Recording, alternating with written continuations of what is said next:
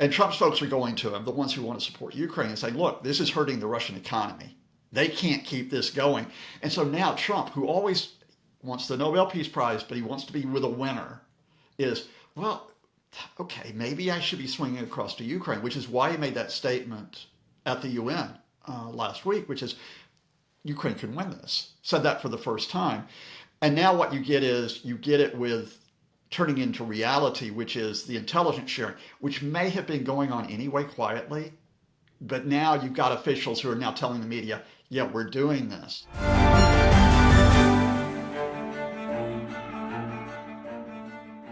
Hi, I'm Maddie, Hale, and welcome to the Trump Report. Today I've got Professor Scott Lucas on the show from the Clinton Institute at the University College Dublin, and we're going to speak all about what is happening in Trump land.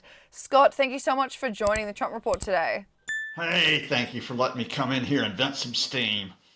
And that's exactly what you do. Now let's start off with this government shutdown of the US Senate failed to pass a short-term spending bill. So far, around 800,000 government workers have been furloughed and around $15 billion will be lost from the GDP per week, depending on how many weeks or days this goes for. So let's get your thoughts on this government shutdown. Yeah, I said I was fuming.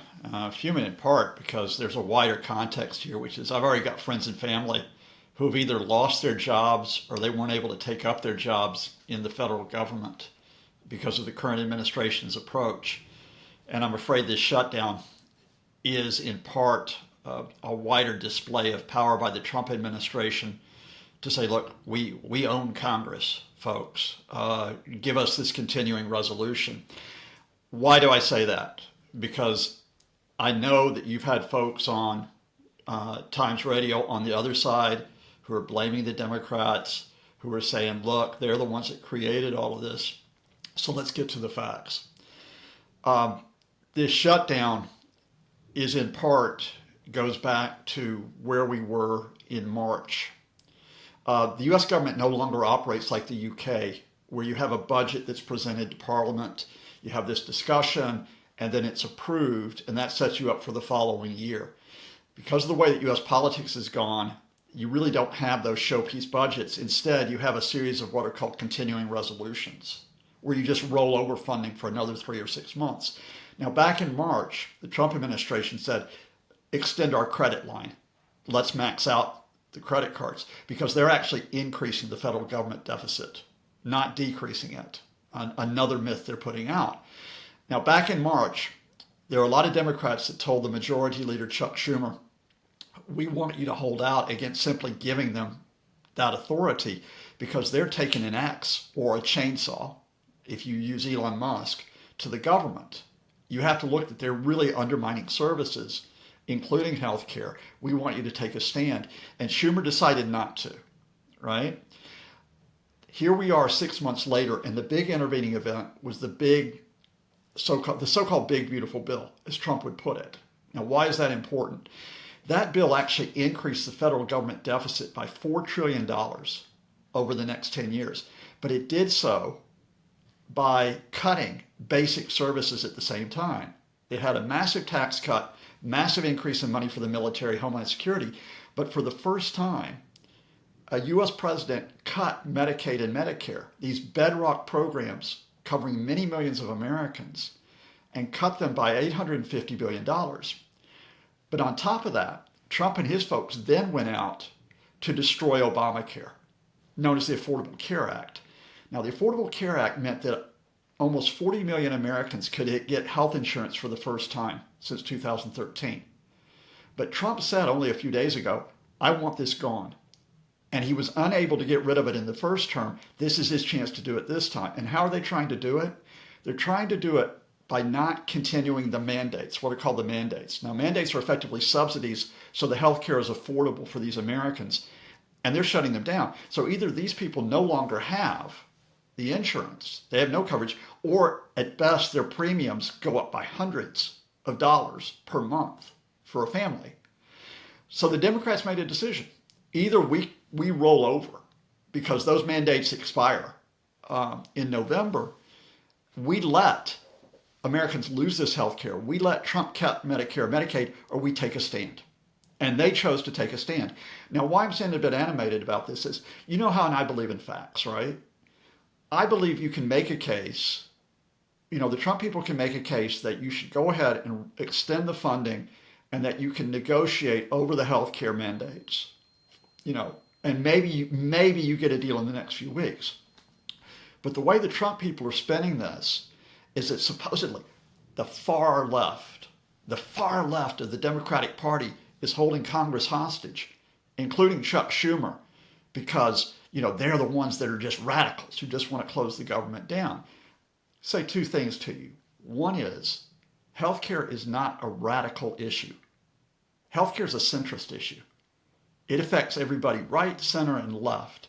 There are a lot of Republicans who privately are worried about what Trump is doing to healthcare, and there's at least one Republican, Senator Josh Hawley, who went public this weekend and said, this is a real threat, what he's doing. So this isn't a radical left issue. Secondly, let's explain to the Democrats, when was the last shutdown? 2019.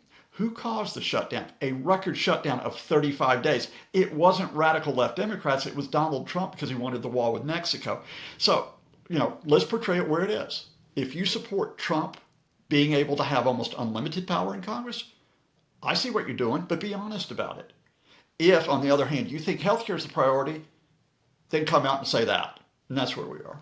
So, Scott, when you look at healthcare from a glance, which Americans, what kind of demographics are losing out on healthcare pre and post this government shutdown? And I guess more so under the Trump administration, because my interpretation is that there would be a lot of Trump constituents missing out on basic healthcare. Yeah, I mean, everybody gets it, but Trump constituents are amongst them. So go back to basics. Who is Medicare for? It's for the elderly, right? Folks like my parents, even though they're better off than most, they still relied on Medicare because you got very high healthcare costs and they had serious illnesses. Now, a lot of folks aren't as well off as my parents were. They need Medicare even more than that, given the situation they may be in if they're elderly.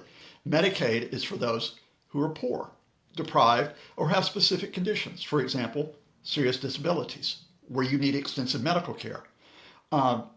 They have risk of losing that with the cuts to those programs. Let's go further, though. If you're talking about the Affordable Care Act, Obamacare, again, by the very definition of those who were uninsured, most of them would have been poorer Americans, not as well off. They were the folks that got a safety net over the past 12 years. But on top of that, there's a specific threat to rural hospitals.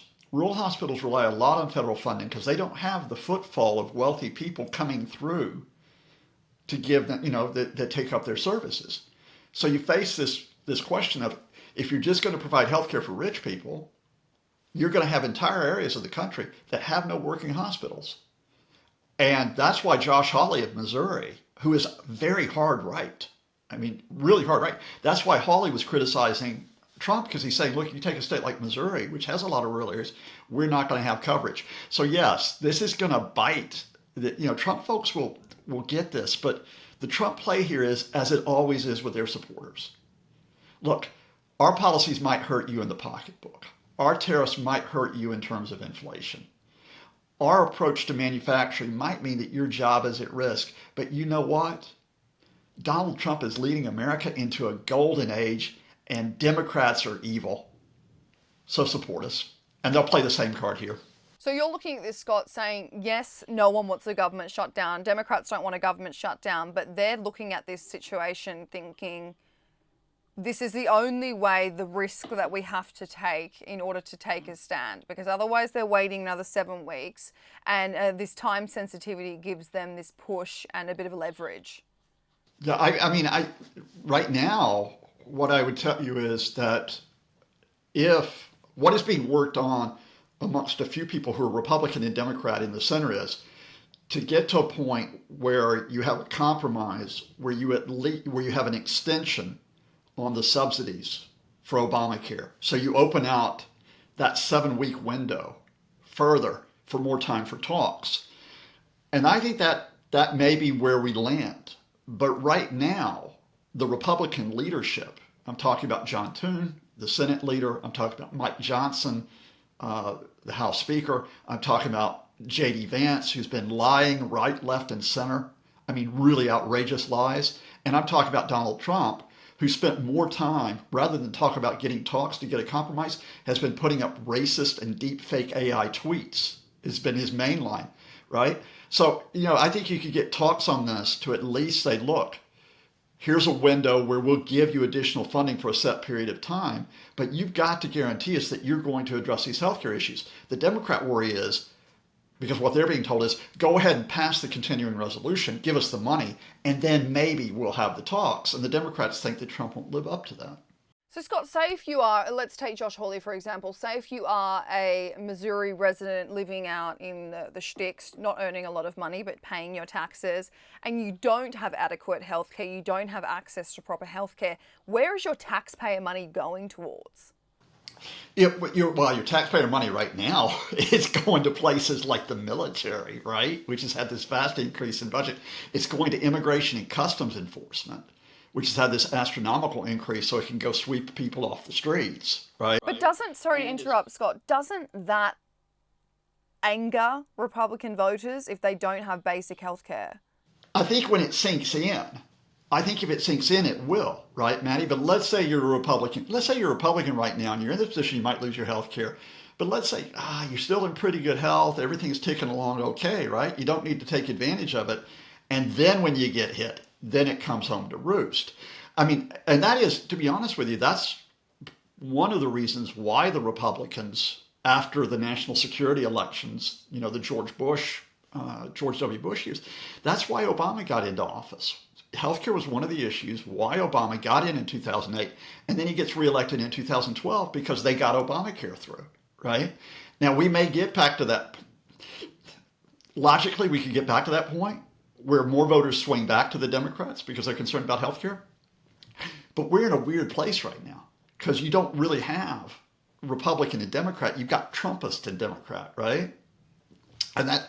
But I'm gonna say something, and I'm gonna come flat out also. The other problem that we have here is that reality that it's those people who aren't covered, it's being covered up by the Trump administration, and this is why they're running the line, the scam line, which was used on you yesterday by a guest who I will not name.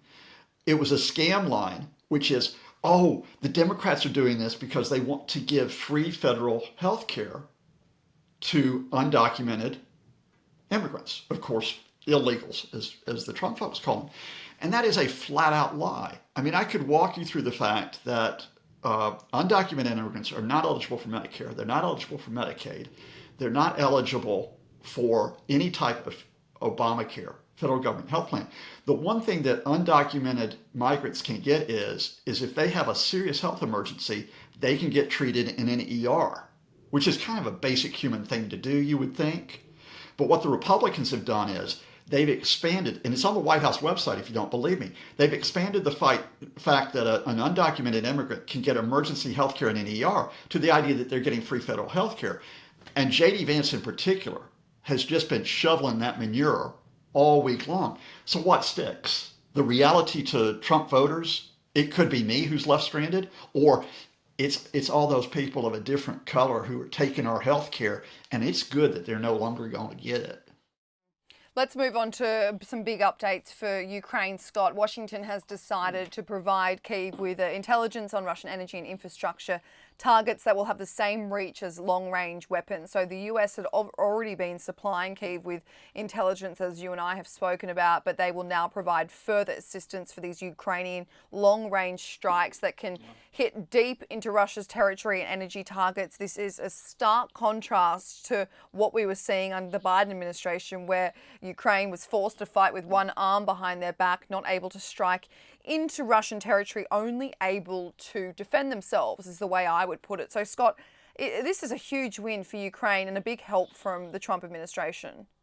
If it lands, yeah, it sure is. I mean, I was talking to our colleague Philip Ingram a few days ago, about this, which is, this is what we're looking at. And I know we're going to get commenters, well-intentioned commenters, who keep saying, you can't trust Donald Trump. He's always going to go back to Vlad. And I fully understand where they're coming from.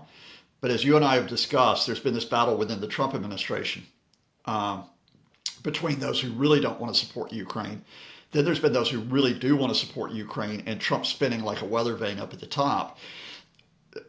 The people who really want to help Ukraine are kind of fixing Trump in place now. Ever since that visit in August, where Putin, went to Alaska, tried to push back the sanctions, tried to push back the idea of U.S. military to Ukraine, Vladimir Zelensky, the Ukraine president, the Europeans, and the good guys within the Trump administration have been working hard and have gotten the upper hand. And they've done it with a couple of messages to Trump. One is Russia is not making a breakthrough on the battlefield, on the front line in eastern Ukraine.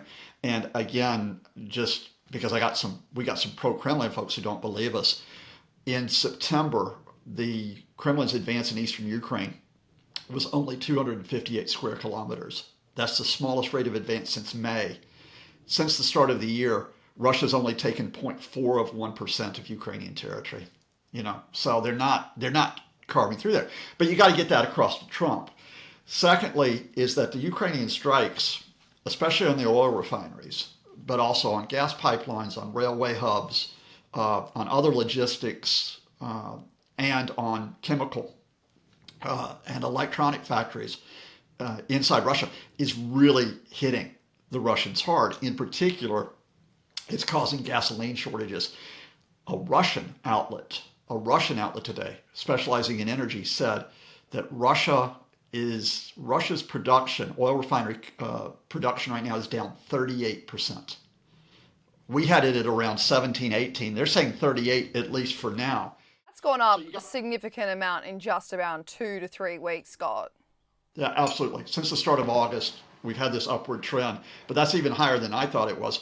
And Trump's folks are going to him, the ones who want to support Ukraine, and saying, look, this is hurting the Russian economy. They can't keep this going. And so now Trump, who always wants the Nobel Peace Prize, but he wants to be with a winner, is, well, okay, maybe I should be swinging across to Ukraine, which is why he made that statement at the UN last week, which is Ukraine can win this. Said that for the first time. And now what you get it with turning into reality, which is the intelligence sharing, which may have been going on anyway quietly. But now you've got officials who are now telling the media, yeah, we're doing this. So we're helping Ukraine with the targeting on the strikes. And now the big open question, which is not resolved, is the Tomahawk cruise missiles. A lot of our viewers will know about this because they'll know about it from things like the war in Iraq and so on, that these cruise missiles, which can be launched from sea, are precision guided at a range of up to 1,000 miles, 1,600 kilometers. That puts a lot of Russia within reach if the U.S. decides to supply them. The U.S., by the way, is also just considering whether to supply a shorter range missile called the Barracuda, which can be launched from air or sea as well. Scott, I want to get into that Tomahawk missile because Zelensky's, he's in Denmark currently. He's at the European Political Community Summit with a few other leaders. He was speaking about how he's spoken to Donald Trump about sending these Tomahawk missiles. He said that it would be a significant boost to the Ukrainian army. Of course, JD Vance said the other day it was still under consideration. But if it's the case and the US is happy to share this intelligence of these long-range intelligence, what is stopping Trump from sending these Tomahawk missiles, even if it's an event where he does sell it to NATO or Europe or NATO then gives it to Ukraine? Well, again, and look, because I do tend to bash Trump, and indeed the Trump administration, let's say something off the bat, because you have to give credit where credit's due. You could have asked why the Biden administration was not supplying not just the Tomahawk, but shorter range missiles for years, right? So the Pentagon has been split on this. You got some Pentagon folks that want to supply to Ukraine, but you've had key officials like Elbridge Colby who are against supplying Ukraine with anything significant. And remember, Colby got Pop Gun Pete Hegseth to suspend any arms to Ukraine back in the spring. So there's that fight going on within the Pentagon, which is playing out. And remember, the Pentagon right now is in a bit of disarray because Pop Gun Pete and Donald went and told the commanders this week, summoned the commanders to say, hey boys, y'all are too fat and you're too much like girls, right? And so it's like, the Pentagon's got to get back to the business that it does. You got to get Hegseth and Trump on board, which means the adults in the room getting to them and saying, yes, we have the stocks. We have enough Tomahawks to supply them. They can be used effectively. And I think importantly, they're not Vlad will thump his chest, he'll get ticked off, but this will not lead Putin to retaliate with, his own heavy missiles, his own big missiles against us. And that does include the nuclear arsenal. You've got to put that fear to the side as well. Trump really needs Elbridge Colby to do another audit of what's in stock, basically, and to say we've got this. Well, he needs Elbridge Colby to stop spinning that the U.S. doesn't have this. That report back in the spring was very, very suspect that Colby put out. But Scott, what do you get out of coming out publicly and from the Pentagon and saying that we don't have enough stockpile? Because that does not put the United States in a very great light, given it's the biggest military in the world. It's all to support the idea that this is all about the U.S. versus China, and that we shouldn't, and that everything has to be devoted to that. This was the Steve Bannon line, Trump's chief strategist from term one, who is still around. It's the line of some people who the Trumpists have in the Pentagon, which is, look, you don't need to be worried about Russia. You don't need to be defending Ukraine. You don't even need to be, Africa, Latin America. Who cares about those folks? It's all China, China, China. And this got to the point, just as a reminder, which is it got to the point where Colby and others said, oh, we can't fulfill our part of the submarine deal, the nuclear submarine deal with Australia. And for a few weeks, people were thinking, what? You're supposed to be working with Australia in the Pacific, and you're saying that you're so focused on China, you're going to cut the Australians loose? And in the last few days, people have leaked that, that the U.S. will deliver the nuclear subs to Australia. They're not going to walk out on the deal. So, I think we're on a gradual trend, which is the military supplies are being sold to NATO to give to Ukraine. The nature of the strikes that Ukraine's carrying out are getting some support. We wait to see if the U.S. will join the toughened sanctions. That's an open question right now. But we're in a lot better place than we were in August. And we're in a hell of a lot better place, I think, than we were in February, when I was pretty convinced that was it. The Trump administration was going to be in Vlad's pocket. Scott, you mentioned Trump wants to say, I'm going to use my own words here, but I think you agree with me. Trump wants to back the winning horse. The winning horse has come to be Ukraine from the intelligence that he's been given. Definitely former General Keith Kellogg has been feeding him the right information that Putin is lying, that Ukraine is winning, that, as you mentioned, Russia is not gaining the momentum, gaining the ground that it claims to be. But you said sanctions, right? I'm under the interpretation that Donald Trump and his administration are now backing this new thing that Ukraine is doing, where they're targeting Russian oil refineries, Russian energy infrastructure. And do you think that the Trump administration is happy for them to do that, happy for them to provide them with the intelligence, potentially these Tomahawk missiles, and not put sanctions on Russia, potentially thinking that that's more of a risk? We know that Trump's a bit skeptical because he thinks that maybe it will affect gas and oil prices on home soil. Yeah, I think you pretty much got it there, which is, look, if Ukraine hits these places, it doesn't cost me money. And Donald Trump, that way that he's thinking. Now, in fact, of course, Ukrainian strikes, in theory, if they cripple Russian oil supplies, could actually drive up oil prices, right? But you're going to be seeing other countries that are going to be increasing their supply to cover the gaps. Countries we don't talk enough about, like the Gulf states. But then the reason why Trump is averse to sanctions, he still sees that idea of, I could still make economic deals with the Russians. I could still make deals with them. And back in February, Marco Rubio, when the U.S. was talking to Russia, was talking about we're looking at economic development, economic links. And I think Trump still has that idea of, I know he has the idea of the Europeans can go first on the sanctions. Europe goes first. That doesn't cost me any money or any potential for deals if Europe is the one that cuts off all Russian oil and gas, and then I can follow. And where we are now is that the EU would like to cut Russian oil and gas, but it's going to take time. The target date's January 1st, 2027, and it takes time in part because Donald Trump's friend Viktor Orban, the Hungarian prime minister, is saying there can't be any cutoff of oil and gas. Let's move on to something significant that happened this week. Donald Trump, he addressed senior members of the US military, senior generals.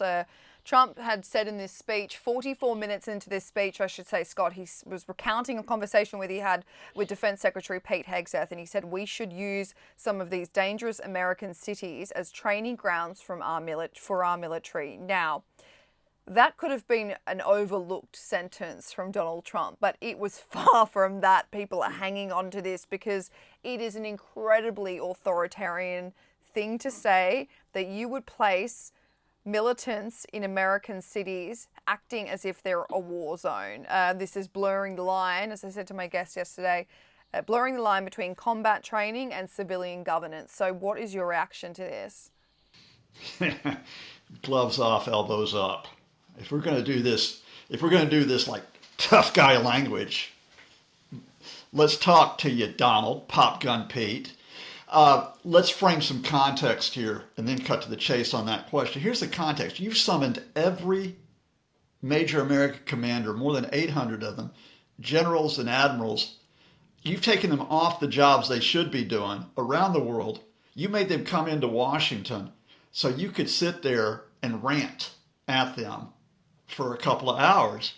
And who is it who's doing the ranting? Quick reminder here, Pop Gun Pete, who is telling these commanders, y'all are out of shape, you're too fat, what are you doing here, and so on. Shave your beards off, right? Okay, and then let's talk about Donald. Bone Spurs Donald. Used that excuse to get out of service in Vietnam, and because he's wealthy, he got away with it.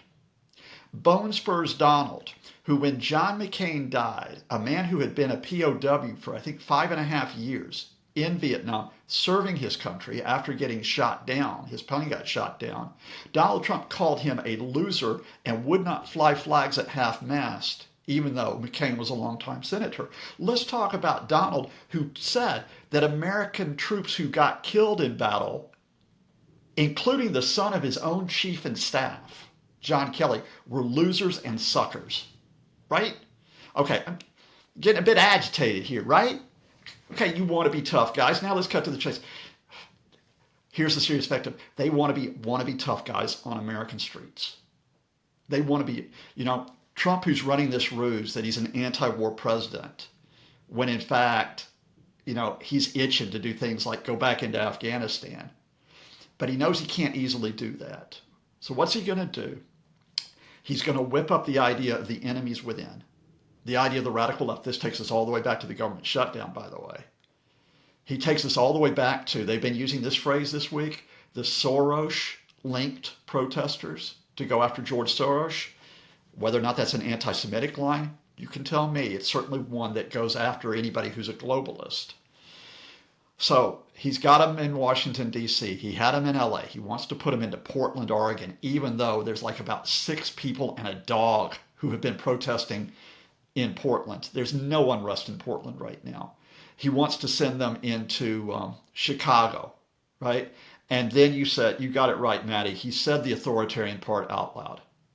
We're going to use these cities as training grounds. Let me bring this conversation all the way back around. And I'm going to tell you why I'm agitated.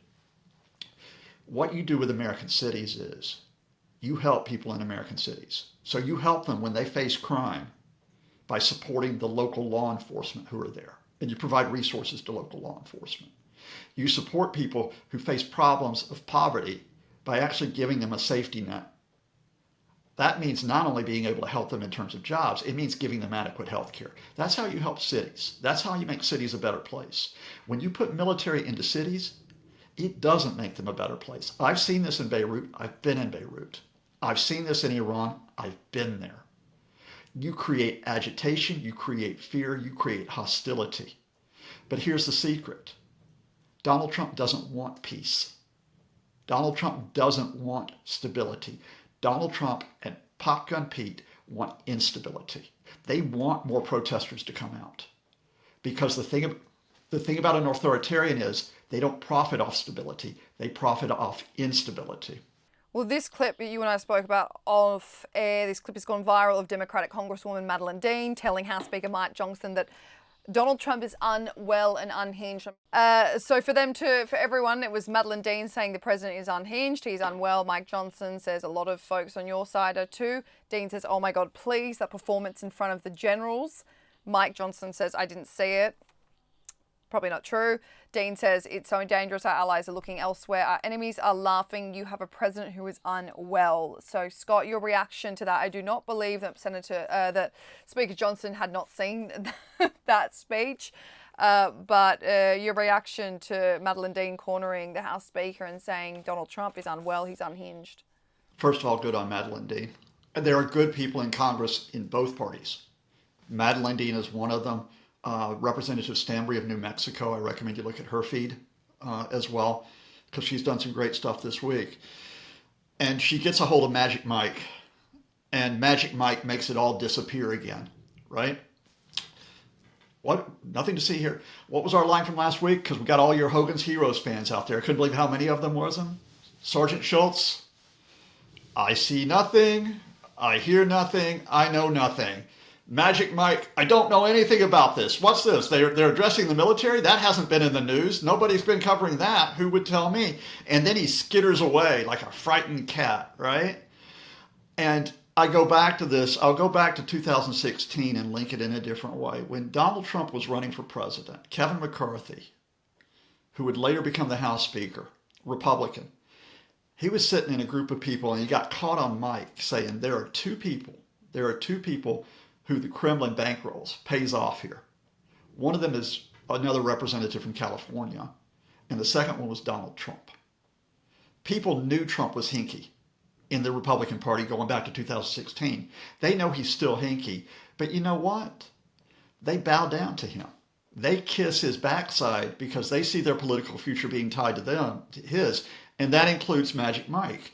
And so it's like, yeah, how long is it going to take you, right? And that goes back to a question you asked earlier, Maddie. How long does it take before people feel pain, before they realize that their interests are being damaged? And we asked that about Trump voters. How long is it before Republicans in Congress look at the damage being done to the U.S. military, the damage being done to U.S. agencies, the damage being done to U.S. credibility? How long it is before they get off their knees and stand up and say, oh, wait a minute, we're Congress. We're supposed to have a say in government, not just simply sit there and be Donald Trump's footstool.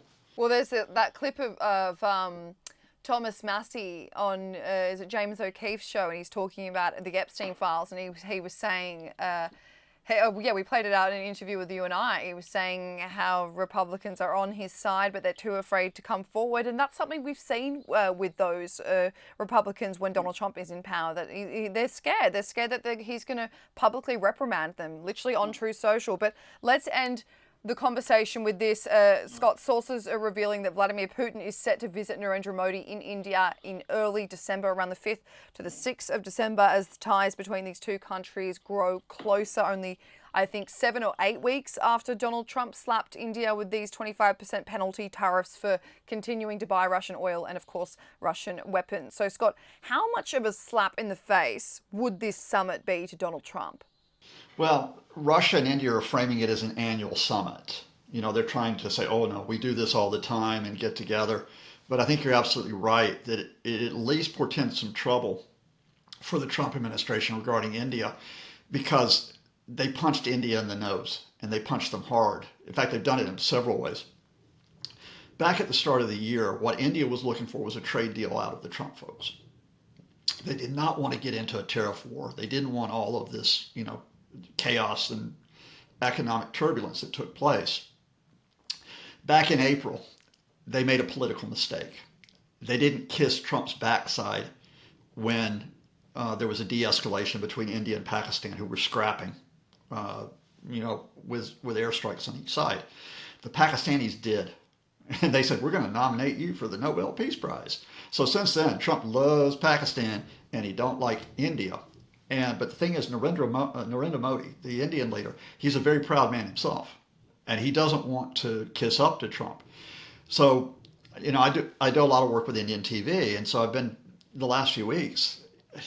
Those TV outlets give me the tip off. A lot of them are close to the government, and they are furious because of the 50% tariffs, and they're especially furious that the tariffs have been jacked up in part because India bought oil from Russia, sharply increased their purchases during the Russian invasion of Ukraine. Now, I actually sympathize with the idea that India should not be purchasing Russian oil. But what the Indians are saying is, look, Europe hasn't cut off its oil and gas supplies from Russia. China has increased its purchases. Why are you going after us and not them? I mean, why are they not? Why is Trump not slapping tariffs on China? He's going to meet up with Xi Jinping this month, I should say, at APEC. Ding, ding, ding, because his people are in trade talks with China, and he wants to show off a trade deal when he meets Xi. And if you put more tariffs on China, you're not going to get that. By the way, China knows that, and they're exploiting it to try to get advantage of the talks. We'll do that next podcast. The Indians then say, look, in effect, this meeting to Russia in part is, you can't push us around with the tariffs. We're still going to communicate with Russia. But there's also another issue which is coming in, which is hard. And it's one which has come and gone. Remember that Trump has said that the H-1B visas, which are for high-skilled workers, it's going to cost $100,000 a pop to get one of those now. There's a lot of Indians who go on H-1Bs over to the United States for skilled jobs. It's going to be more difficult to do that because smaller firms can't bring you across and pay that. So they're getting it there, and they also are facing Trump's threat on pharmaceuticals, which is to use national security legislation to hit them. So far, they've escaped that, but that you don't know. So I don't think this means, by the way, an Indian-Russian alliance. I don't think but it means India's diversifying its relationships. And here's something. Only a few months ago, who got a historic trade agreement? A trade agreement which is worth billions of pounds, let alone dollars, India and the UK. Those trade talks were accelerated because of Trump. I would be keeping a close eye on whether India and the EU start to ramp up their talks. And India, by the way, is going to start looking for other places to buy its military equipment rather than just the US. Well, plenty to think about as always. Scott Lucas, thank you so much for joining the Trump Report today. Hey, thanks, Maddie. It's been a blast.